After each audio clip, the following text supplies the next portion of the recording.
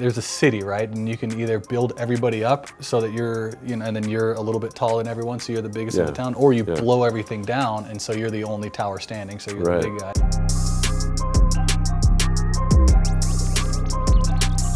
Hey everybody, we would like to welcome you to the first Stratos Expert Series, and we are here with Danny Pessy. We're on the side of One Fern. Yeah, it's a beautiful, the scenery here is so...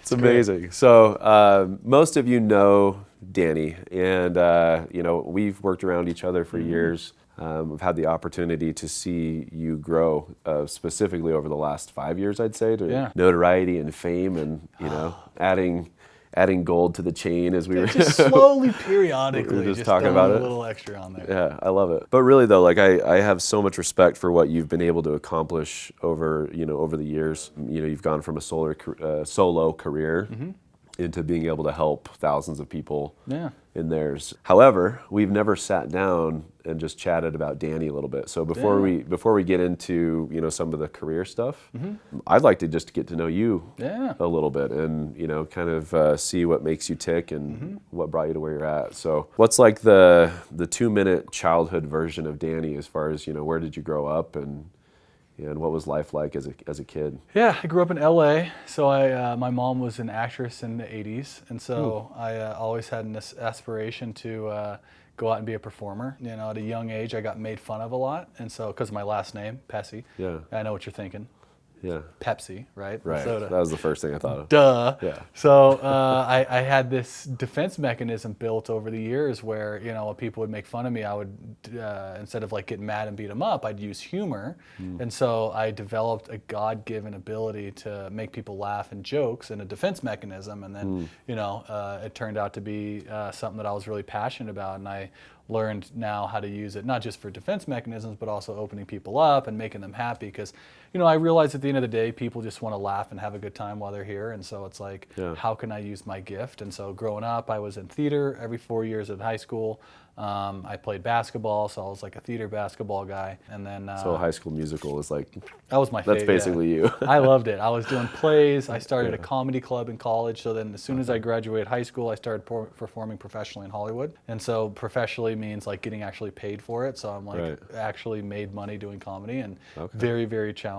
The average comedian in Hollywood makes about $18,000 a year. Yeah, so it was which terrible. Is the average. Average. So it was. So there's a lot of people that are even below not making that. And so people do literally work for free to get time to do trainings and stuff. And that's actually what spurred my involvement with sales, was because it made such little money that I needed to go find an extra side hustle to pay for all of my theater stuff. Yeah, that's what kind of led me into this job. So when you were, you were saying that you were kind of dealing with bullies, and you're using humor. We actually have a very similar journey, which is cool. At some point, even though you're using humor then, you still got to deal with it. Yeah. Right? You got to go home, you got to feel the feels of what people are saying and doing. What was home life like? Supportive mom and dad?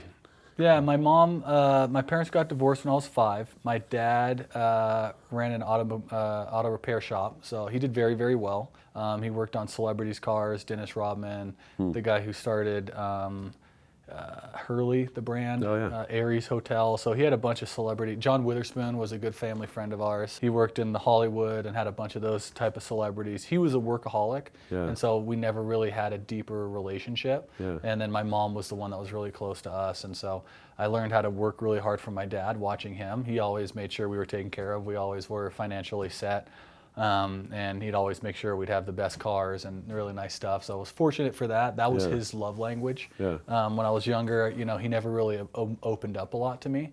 But as I got older and I started studying relationships and behaviors, his way of showing me that he cared about me was by buying me things and giving me physical gifts, because his physical labor was his love, and so that was his love language of showing me how he cares. And so when I got older, I realized that, and then a lot of the resentment that you have towards your parents kind of goes away when you start taking a subjective look at things. And so for me, that really was pretty cool to say, oh, wow, he did really care. And it was in his own way. And a lot of people that are watching this right now, you want people to love you how you want to be loved, but realizing that unfortunately they have their ways of showing it, and Yeah. you have to respect their perspectives. Well, and I feel like our parents didn't have a lot of the same resources we have, right? Like we have books about love languages, and we Yeah. have podcasts and YouTubes, and like there's so many things that are telling us what our language is and how to speak it, Yeah. and then how to speak it to other people. Exactly. And so I don't think, they just didn't have the same resources. But No. your family sounds almost like an immigrant family, Yeah. right? Like Yeah. they're working hard in the automobile industry. Yeah. Mom's an actress. It seems like that, yeah. I mean, my mom's side of the family is English, so they came over on the Mayflower. They traced back the lineage. My dad,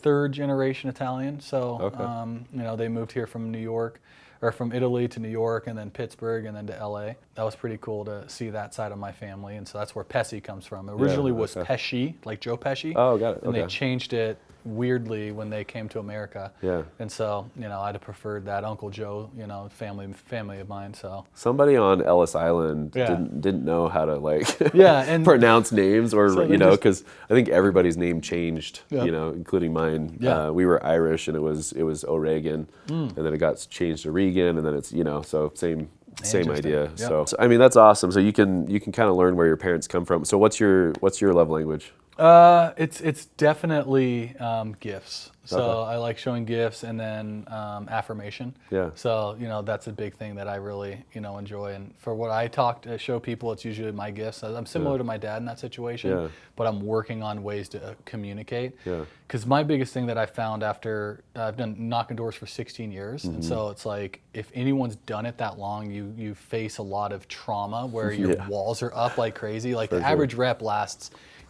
a year tops. Right. Having that long of a career, you end up putting up some blinders towards emotions and stuff. Yeah. And so Compartmentalize. yeah, so it was really, really tough. I've been working in a men's group for 6-7 years now to really get myself out of that. Yeah. It was crazy to see my transformation. And I think when I started doing that work was when my life started exploding. Where I Interesting. started going from just being a top sales rep. Yeah. Because what ended up happening, like for, going into business a little bit, but I was, Yeah, sure. one of the top sales reps in my region and the company every single year. And then basically it got to the point where, I held the trophy over my head and it just didn't feel the same. I'm like, what's going on? And it was to a point where it's like there's a city, right? And you can either build everybody up so that you're, and then you're a little bit taller than everyone, so you're the biggest in Yeah. the town, or you Yeah. blow everything down, and so you're the only tower standing, so you're Right. the big guy. And Right. I was doing it the wrong way, and every time I'd try to push everyone down so I looked better, and then I realized that was unhealthy. And then when I started getting help, I realized that, hey man, if I build everybody up, they're going to bring me with them. So that change in paradigm took me from being a solo rep to managing a team, then to managing a region, and then to be vice president of a company, Yeah. and then scale it from 10 reps to over 150, and basically providing most of the company's income that from my personal downline. So Wow. it was nuts. It's not surprising though, like when you talk about trauma, especially through doors, like the doors are a mirror, right? Mm-hmm. Like they reveal us. It's almost like a relationship where it's Yeah. you're having rejection, you're dealing with your trauma head on because you're communicating with people every single day, and it comes out in the form of rejection, triumph, Yeah. leadership, all those things. If you're a kid where you're using humor to deal with, bullies, and then you bring that into your future career, at some point you have to face that little boy and say, like, what did you deal with? You kind of wrap your arms around him, right? Yep. What were the things that you found you had to work through that would really help other people that might be going through the same thing? Because I really relate to what you're saying, and a lot of people don't talk about this. Yeah, right. 100%. They don't talk about what we're trying to overcome. So once you started doing the work, Yep. what were some of the things that came out? Like, if you don't mind talking about that. Yeah. So I ended up, there's different parts of you, right? It's called parts work. And so basically there's different parts of your personality that show up in different times, right? So the part of me that was the humorous part, I used that part of me showed up in almost everything. And so what ended up happening is everyone makes a relationship around us and falls in love with a certain part of you. And then there's other parts that you don't show other people, and that's why people feel empty inside, because they've fallen in love with a part of you, not all of you. And so if you end up what I found is if I kept showing up as this person, the reason why that I wasn't happy, I wasn't building relationships with reps, people were quitting on me every single year, is because they fell in love with a part of me that wasn't who I truly was. Yeah. That is part of me, but that isn't me. Yeah. And so then, what I found is strength and vulnerability is showing different other aspects of your personality so that people can actually build a healthy relationship with you, not a healthy relationship with a part of you. Right. And so being able to share your vulnerability, like somebody told me something, and I can try to, is somewhere down at a Vivint meeting I had where you have to show up as Superman and never have any problems to your reps. You have to almost seem like a god. And I took that and I never showed any problems, and I've always was, hey, nothing's wrong, everything's great. And then eventually reps were like, bro, this guy's a machine, I don't want to work with him.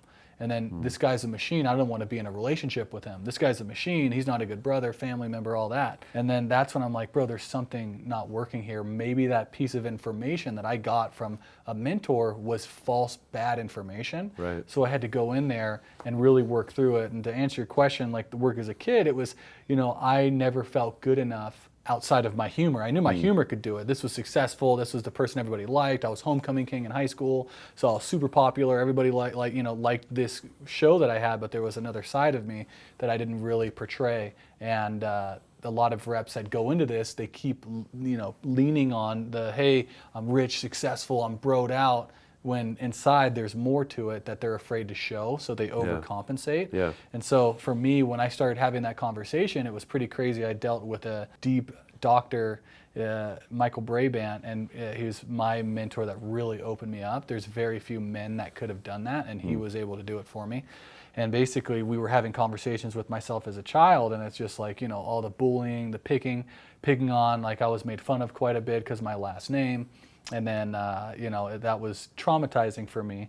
And being able to have that conversation with that kid, he just wanted to be loved and he just wanted to have friends. And then when people were making fun of him for something he didn't even do, it was really challenging. And so that's why he buttoned up, and then the comedian showed up, and then boom. It was, and then what happened to this other kid, right? So the kid just gets pushed in the closet. Right, and then what ends up happening is he comes out in different spurts. And so if you don't deal with that trauma, it's going to show up with recruiting meetings. It's going to show up with relationships. Like there was years where I couldn't even feel emotions. Yeah. It was freaking crazy. I didn't realize until now, like I was in a relationship and I've never even felt love before. And like this poor girl that I was with, like didn't even get a chance to really get to know me. It was like, damn, dog. Yeah, man, I relate so much. I was doing some work myself, like for almost exact same reasons, and was meeting with the therapist, and they had said, like as a child, and maybe like you, I'm thrown into these situations, whether it's with, my family, my mom had been through multiple relationships, and, like I'm always trying to find safety in a situation. And so in order to find safety, you have to become a person that everybody in the room likes. Yeah. And there's different rooms. Yeah. And so depending on which room you're in, you become that different person. Yep. And so when I was talking to him, he basically said, you have adapted to these rooms so much that you don't even know who you are anymore. And why aren't you good enough? Yeah. Right? Like why isn't like the version of you that's the true you or the authentic you? Yep. Why do you think that's not good enough? And that Pierced your soul. oh dude, like in the same way where it's like it's those parts of me that you're talking about, and that's like that hits home. So and I, by the way, I have noticed, like I said, over the last 5-6 years, thank you. your aura, your ability to reach more people, your vulnerability has been really cool to see. Thanks, and we weren't even super tight before, but it's very visible to me. Yeah. And so as you've gone on that journey and you've been able to reach more people, and like you said, instead of tearing the city down or whatever, like what is the version of that now? Like what do you feel you're doing now? Dude, it's just crazy. Like, if you're watching this and you probably had a similar story. It was about year 6 or 7 of me like really grinding and pushing it, where I was like, something's not adding up. And then I realized something, it just clicked. When I'm gonna be dead in 100 years, what impact have I had on others? They don't care how much I've done for myself and how much money I've made. It's like, it's all that impact that I can have is what I've done to help other people's lives better. because that's all that matters, man. Like everyone wants to buy these cars to feel validation, but then I'm like, hey, let's re-engineer this. Like, what if I was able just to help other people, help other reps do really, really well, and they become successful, and then boom, all of a sudden I'll become successful. So I was like, I know for sure I'll make my money one day. I know for sure, I mean, I've done it over this last 2 or 3 years. I've 10x my income because of the way I've thought, so it really does work. It's like, why don't I just, instead of thinking about me, why don't I just like find people in my space? Like, I love the solar space, the door-to-door space. Like, this is where I grew up. This is my first job. This is going to probably be my last job, and I'll have other side gigs, but I just have such a love for the 22, 23, 24-year-old kid grinding to make something for himself.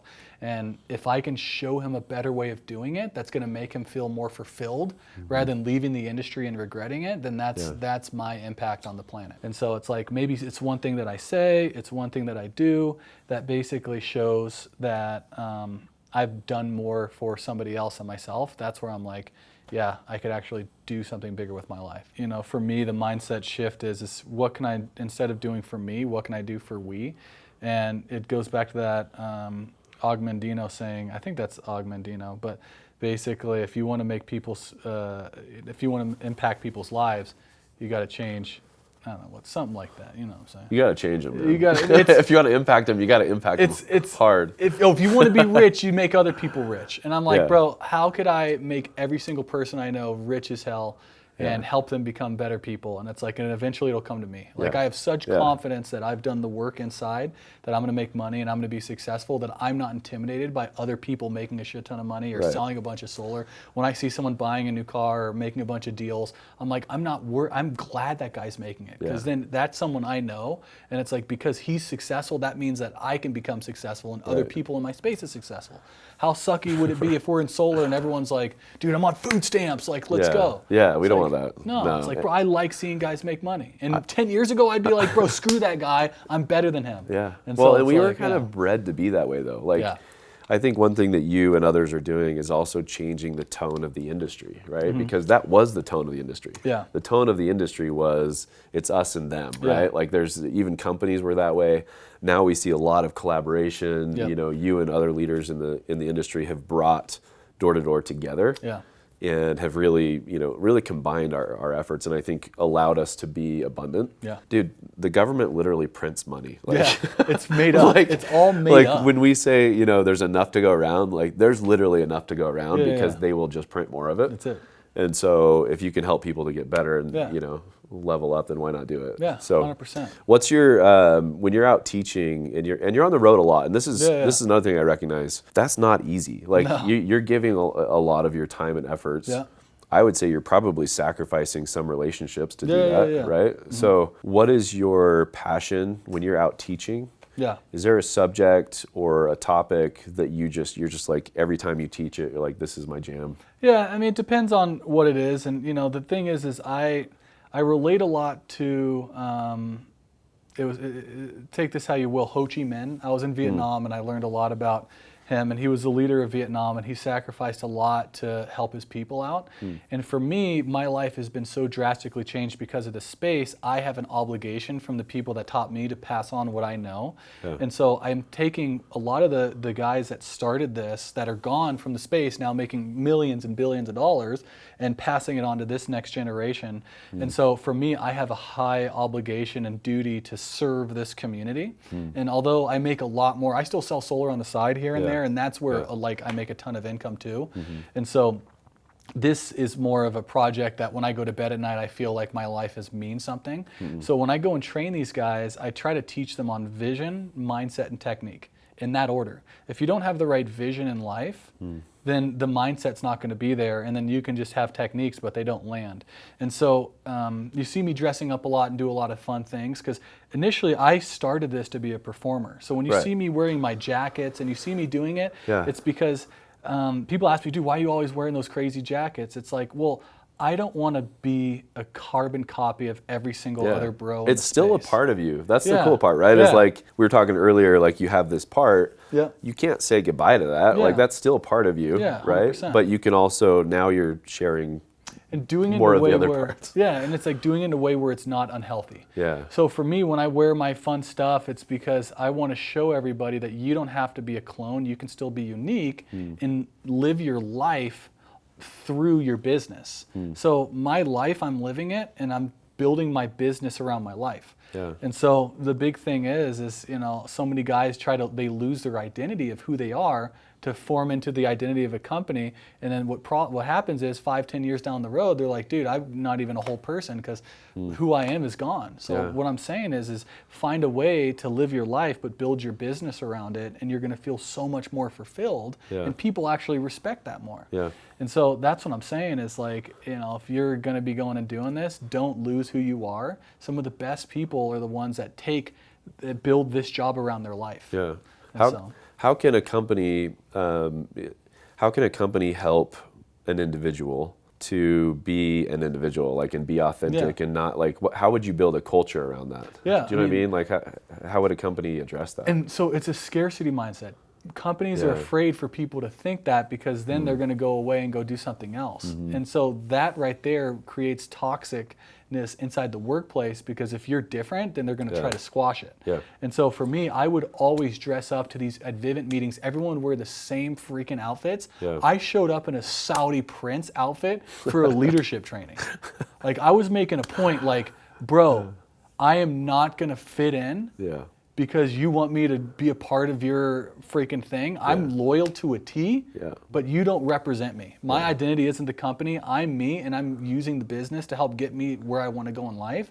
So if you are running a company and you're doing that, you want to embrace individuality so that way they're not going to feel like they have to sell their soul to come work here. And realizing if there's a guy sitting across from you at a recruiting table and you're telling him, hey, you want to be a movie star and you're going to have to give up your dreams to come work for me, that's not very envisioning. And so it's like, I want you to be a movie star, so you need to use this job to get you there instead of, hey, put that on the side, come work for me and sell out your dreams. And so that's the biggest thing that I think if we're going to continue to grow where we need to do, to where we need to be, we're running out of the guys that'll just sell their soul to the devil and buy in and just be a carbon copy clone. We have to start opening the door to get people from different industries to come in and work in this space where they're not worried about selling their soul to the devil. Well, and I found too, like, the best attitude I feel like I can have for my people is, and I'll tell them this too, if I give you enough, like if I'm able to mentor you and lead you to the point where you leave me better than you came here, right? Like you leave this business better than when you came here. That's a triumph for both of us. And there's going to come a point, like we can't fool ourselves into thinking people are going to stay forever. We can't fool ourselves. So the question is how are you going to treat them when they come? How are you going to treat them while they're there? And then how are you going to treat them when they leave? And the biggest thing that I've noticed is, like, if people leave, it's like a cult thing where you shun them, you shut them out. And I've never done that in my career, and I think it's helped me because 2, 3, 4, or 5 years down the road, those relationships always reciprocate.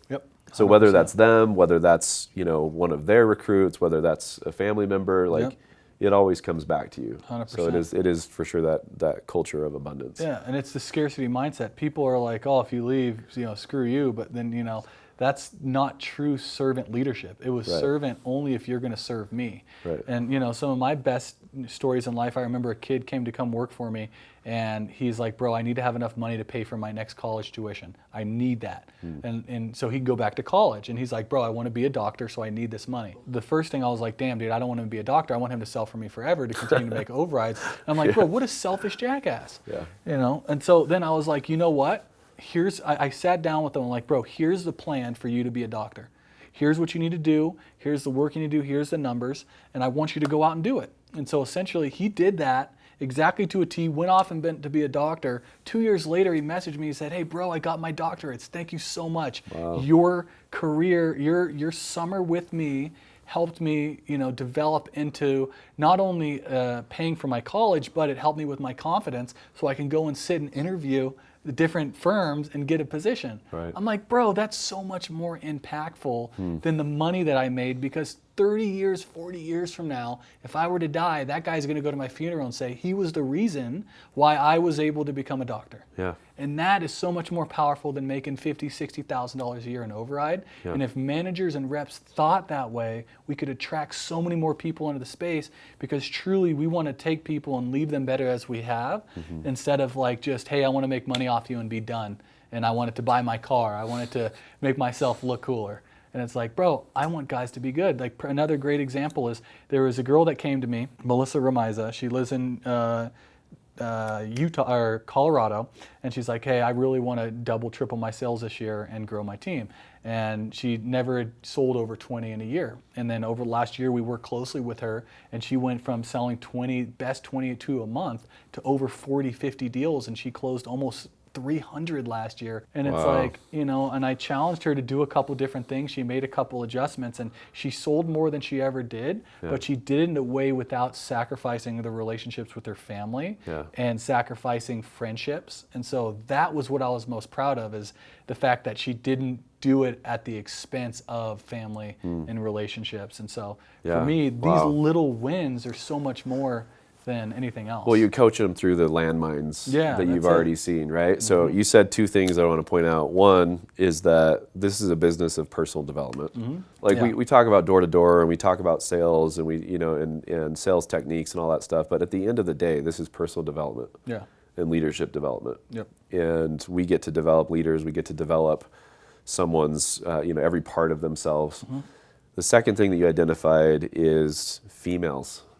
In this space. And that's always been a huge never focus of mine. And that's what, bro, and that's the thing, like up until now, alarms couldn't do it because, you know, for whatever reason with the sales process, it was just a lot of turmoil and rejection. Solar has opened the doors for females, and I honestly think females are going to play a huge place in the solar space, and we're going to see some of these women to go on to create huge companies and create business and have this tidal wave, because solar, you can make so much money so short off of a relatively easy skill set of setting an appointment, whereas it'll build a confidence of a whole female workforce, where that workforce will then take the skill sets that they've learned here with the confidence and go out and start businesses that could really revolutionize, you know, the United States. And I think that's what's so exciting. I see some of these girls coming out and just crushing it. And so it's been really, really cool, because we've never had females in the space. No, it's unfortunate, and there's reason why. It's because we haven't built the culture to be accepting in the space, right? It's not safe for them. It's been a frat culture, hasn't been safe, and I'm a huge advocate to make it safe. You know, I've got little girls, I've got sisters, single mom. You know, so for me, it's always been a huge focus to make sure that it's a safe, healthy place for them.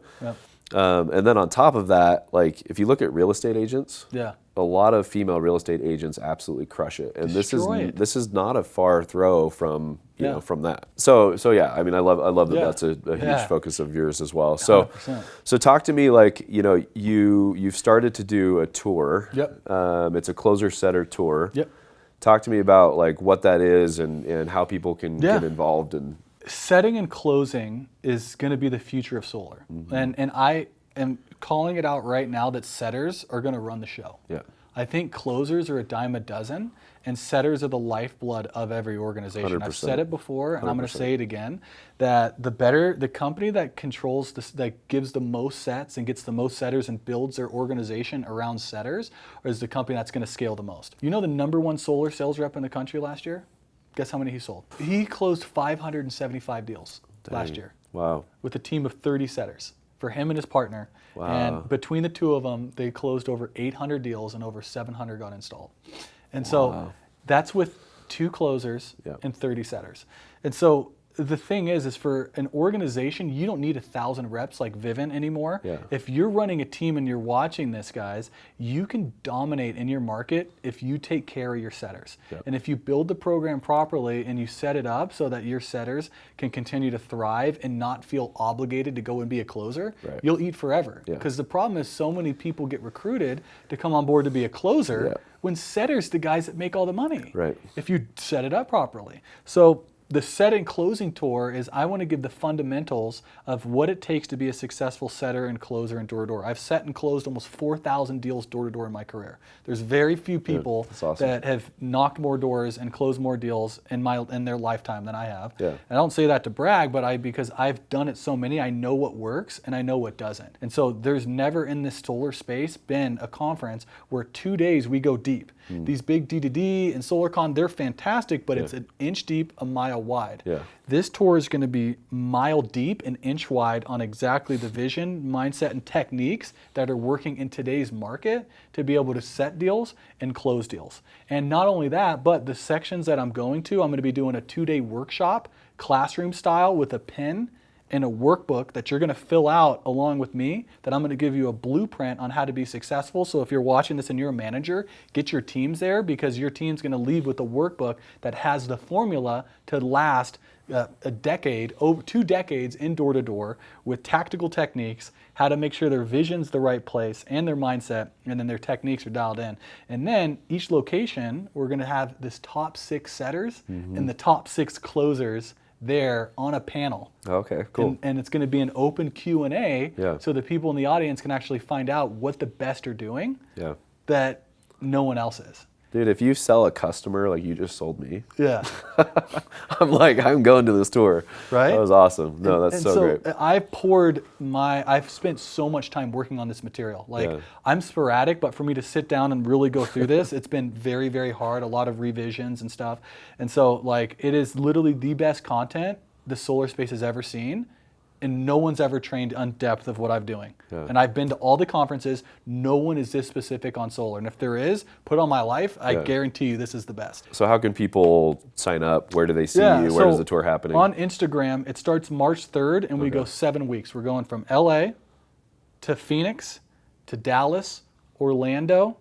Then we're going to Denver, and then finishing up in Utah, and then after that, we're going to SolarCon. So basically, this tour, we're going to travel around. We're going to feature the 6 best setters, 6 best closers, and then the number 1 closer and the number 1 setter is going to have a keynote, 30 to an hour, training on what they do different. Okay. So that's the exciting part. I love this setup, man. Yeah. So, and people are voting right now, right? On who the top setter, who the top closers are, and they can find that where? On my Instagram. So everything's on the gram.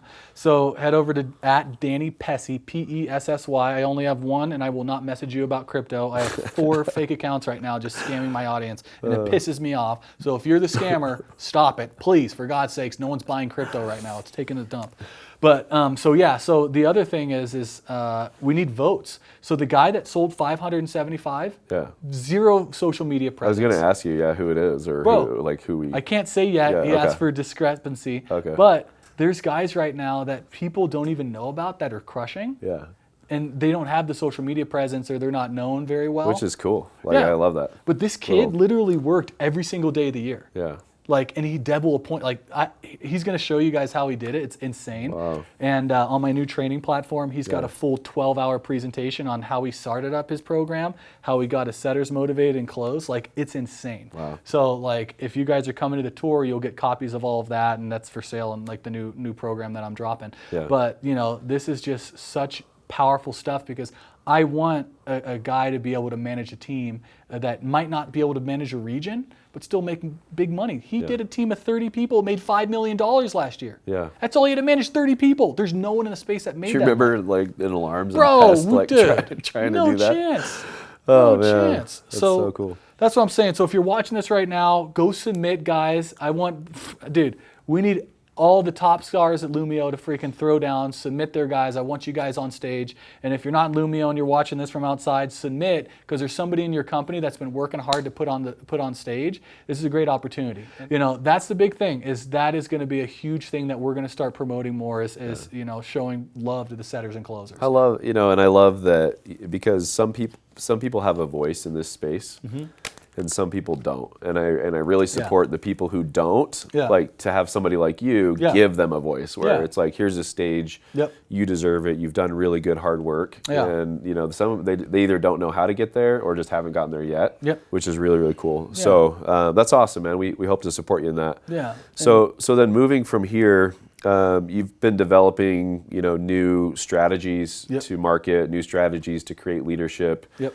What's the ultimate goal? Like what's your strategy over the next 2, 3, 5 years?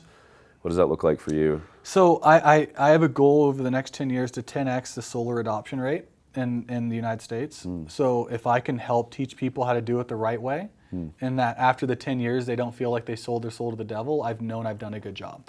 And so for me, I've always sold with high integrity and high ethics. So I want to make sure I teach people ethical sales training so that they can implement it and scale it. Not just go off and show off and say all these cool little tricks and stuff that I can do, but something that a new rep could hear what I say, implement it, and go and scale it. And so by doing that, and then the next big thing is there's going to be a lot of regulation coming up. Yeah. So if you're watching this, guys, like there's going to be a lot of changes. We've already seen it with NEM 3.0. That's just from the utility side, but the government's going to start getting involved. So if you guys are watching this, know it's coming.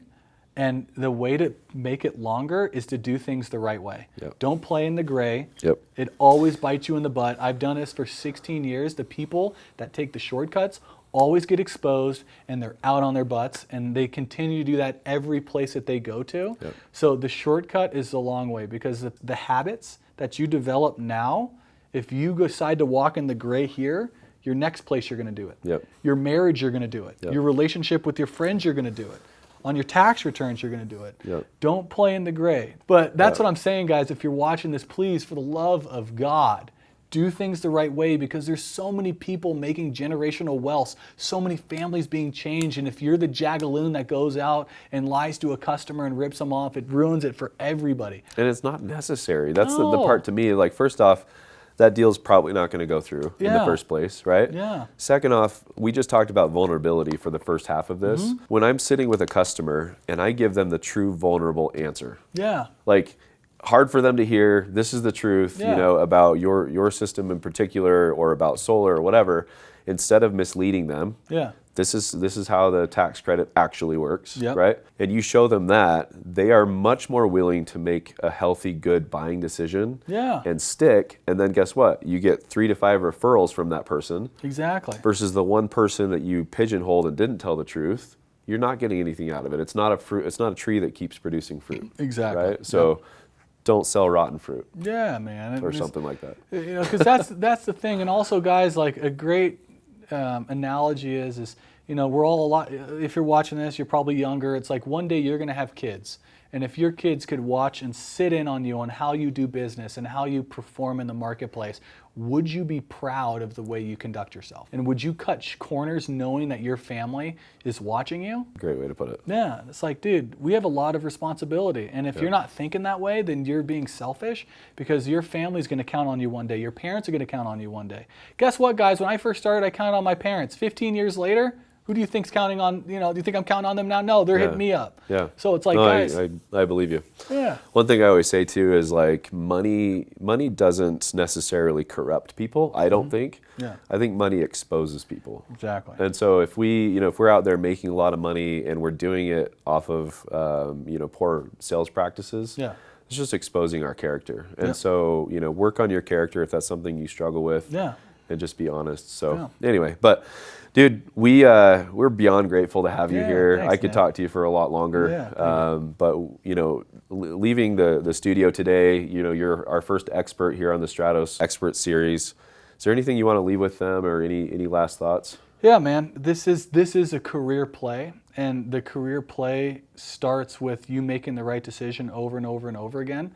And I'm telling you, some of these times where you could play in the gray and you could, fudge the offset a little bit, it never ends up panning out, because who knows if that guy goes and complains, it goes to the news. I've seen it all.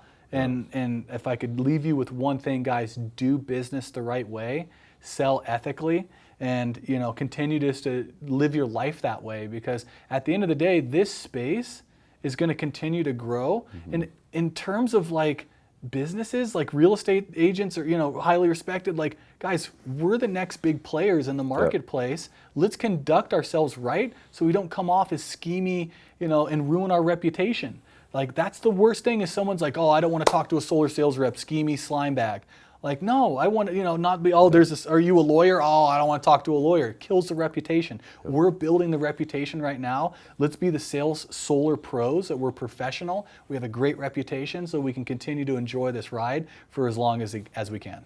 I love it, man. Thank you so much. And thank you for, like I said, what you represent, who you are, who you've become, and showing us all parts of you. Thanks, man. So, appreciate that. Thanks for coming, dude.